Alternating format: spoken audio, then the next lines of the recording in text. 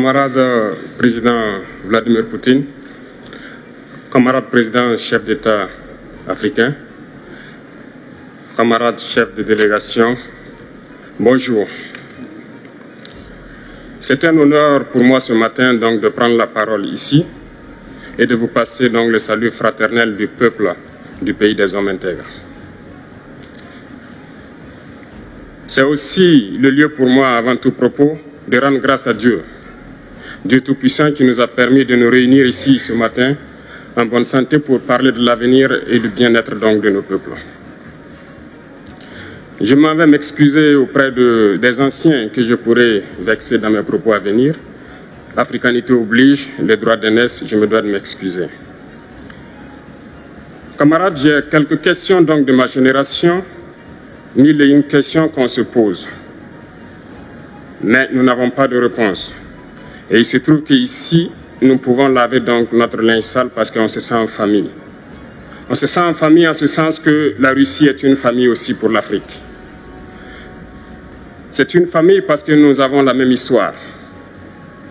La Russie a consenti d'énormes sacrifices pour libérer le monde du nazisme pendant la Seconde Guerre mondiale. Les peuples africains, nos grands-pères, ont été déportés de force aussi pour aider l'Europe à se débarrasser du nazisme.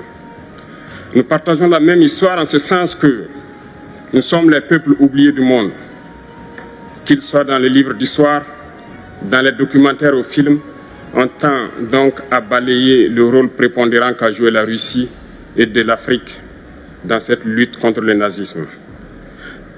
Nous sommes ensemble parce que actuellement nous sommes là pour parler de l'avenir de nos peuples, de ce qui va advenir demain, de ce monde libre auquel nous aspirons, de ce monde sans ingérence dans nos affaires internes. Nous avons les mêmes perspectives et je souhaite que ce sommet soit l'occasion donc de pouvoir tisser de très bonnes relations en vue d'un meilleur avenir de nos peuples. Les questions que mes générations se posent sont les suivantes, si je peux me résumer, c'est de ne pas comprendre comment l'Afrique, avec tant de richesses sur notre sol, avec une nature généreuse, de l'eau, du soleil en abondance, l'Afrique est aujourd'hui le continent le plus pauvre. L'Afrique est un continent affamé. Et comment se fait-il que les chefs d'État traversent donc le monde à mendier? Voici des questions que nous nous posons et que nous n'avons pas de réponse jusque-là. Nous avons l'occasion de tisser de nouvelles relations. Et j'espère que ces relations puissent être les meilleures pour donner un meilleur avenir à nos peuples. Ma génération me charge aussi de dire que, par ce fait de pauvreté, ils sont obligés de traverser l'océan pour essayer de rallier l'Europe. Ils meurent dans l'océan. Mais que prochainement, ils n'iront pas traverser parce qu'ils viendront devant nos palais pour chercher leur pitance quotidienne. Pour ce qui concerne le Burkina Faso, aujourd'hui nous sommes confrontés depuis plus de 8 ans à la forme de manifestation la plus barbare, la plus violente du néocolonialisme, de l'impérialisme. L'esclavage qu'on tend encore à nous imposer. Nos dévanciers nous ont bien appris une chose. L'esclave qui n'est pas capable d'assumer sa révolte ne mérite pas que l'on s'apitoie sur son sort. Nous ne nous apitoyons pas sur nos sorts, on ne demande pas que quelqu'un s'apitoie sur notre sort. Le peuple burkinabé a décidé de lutter contre l'île terroriste en mesure de relancer son développement. Dans cette lutte, des vaillants peuples, des vaillantes populations se sont engagées à prendre les armes face au terrorisme, ceux que nous avons affectueusement appelés les VDP, des volontaires. Nous sommes surpris de voir les impérialistes traiter ces VDP de milices et de tout type.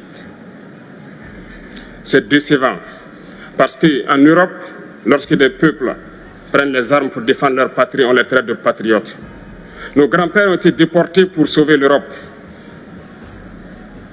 Ce n'était pas avec leur consentement, contre leur gré. Et bien au retour, on se rappelle bien qu'à Tiaroy, lorsqu'ils ont voulu revendiquer leurs droits élémentaires, ils ont été massacrés. Cela ne fait rien donc. Lorsque nous, peuple, nous décidons de nous défendre, on nous traite de milices. Mais là n'est pas le problème. Ce qui est le problème, c'est de voir des chefs d'État africains qui n'apportent rien à ces peuples qui se battent, mais qui chantent la même chose que les impérialistes en nous traitant de milices, en nous traitant donc d'hommes qui ne respectent pas les droits de l'homme. De quels droits de l'homme parle-t-on? Nous nous offusquons contre cela et c'est honteux. Il faut que nous, chefs d'État africains, nous arrêtons de nous comporter donc en marionnettes qui dansent à chaque fois que les impérialistes tirent sur les ficelles. Hier, le président Vladimir Poutine a annoncé donc l'envoi de céréales en Afrique. Nous sommes bien contents. Nous lui disons merci pour cela.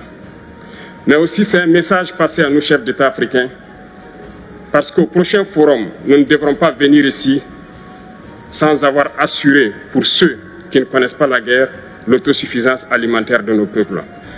Nous devons prendre l'expérience de ceux qui ont pu déjà atteindre cela en Afrique, tisser de bonnes relations ici et tisser de meilleures relations avec la Fédération de Russie pour pouvoir assouvir les besoins de nos populations.